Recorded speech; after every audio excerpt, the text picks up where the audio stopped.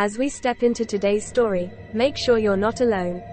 Also, don't miss out on your free stories every Tuesday, Thursday, and Saturday by hitting the like, subscribe, and notification buttons.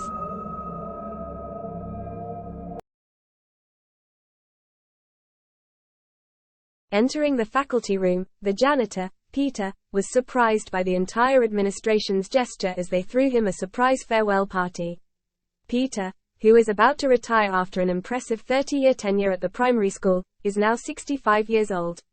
Widely adored and respected for his dedicated service as a janitor and for fixing various things around the school, Peter has devoted his entire life to the institution.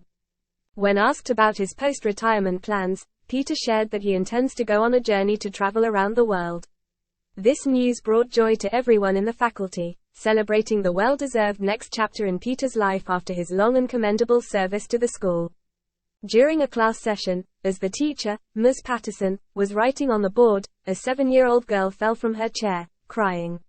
Ms. Patterson quickly comforted the distressed student. To address the situation, she turned to Peter, coincidentally her father, and asked him to fix the chair. Without hesitation, Peter promptly repaired the chair. A week later, another child experienced a chair mishap in Ms. Patterson's class. Concerned for her students' safety, Ms. Patterson once again requested her father's assistance in fixing the chair, emphasizing the need for it to be sturdier this time. Expressing her desire to prevent further accidents, she conveyed her concerns to her father.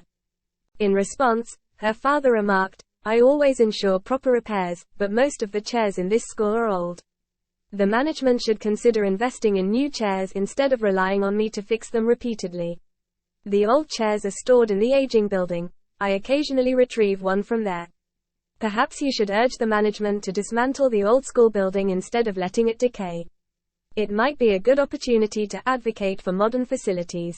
Besides, I won't be around much longer. Next month, I'll be off to travel the world." An incident occurred once again, a month later, during students' final exam. During the examination, another student unexpectedly tumbled from his chair due to its breakage. Ms. Patterson, observing the situation, took it upon herself to locate a substitute chair for the student.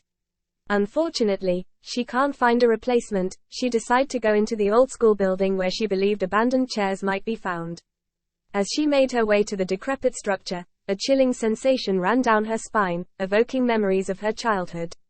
The old school, where she spent her primary years at the age of 7, stirred nostalgic reflections as she approached it. Strolling through the corridors of the aging structure, she encountered numerous old chairs and school tables, confirming her father's observation about the abundance of abandoned furniture that warranted the building's demolition. As she prepared to depart with her chosen chair, she observed a small door in the corner, slightly open. Intriguingly, a faint light emanated from within, surprising her, given the abandoned state of the building, which lacked electricity.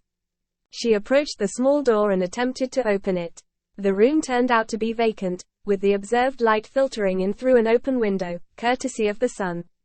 Her interest peaked when she noticed a solitary old chair positioned in the middle of the room.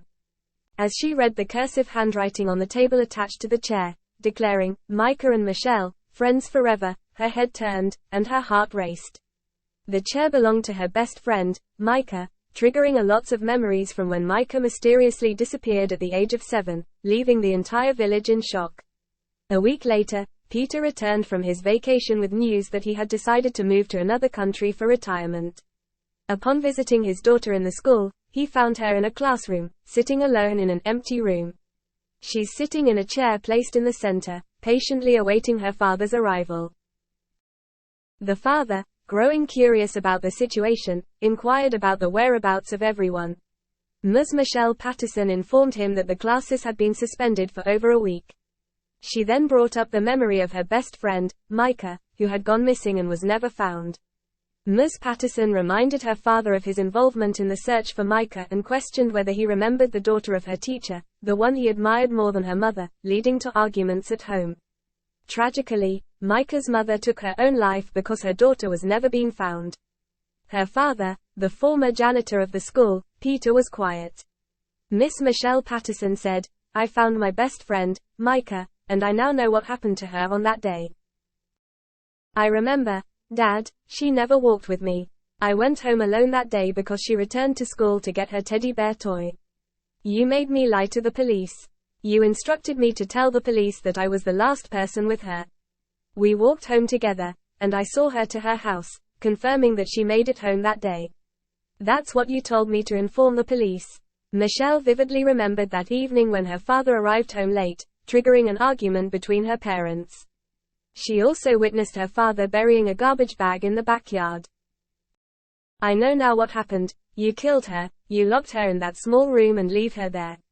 You tied her in the chair, alone and dying. And I know what's inside the garbage bag you buried in the backyard. It's all Micah's belongings, including her teddy bear. She asked her father the reason behind his actions.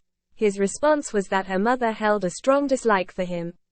Being a good teacher whom everyone admired, he loved her deeply, which led him to take on the job of a janitor at the school just to be near her every day. However, when he confessed his feelings, she merely laughed and married someone else.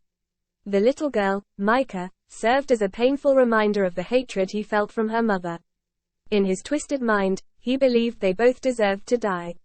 When the police arrived, Peter Mattison, the janitor for 30 years who was admired by everyone, was arrested and sentenced to life in jail. Meanwhile, Ms. Michelle Patterson stopped teaching, burdened by self-blame for what had befallen her best friend Micah. Eventually, she passed away alone outside her house, seated on a chair.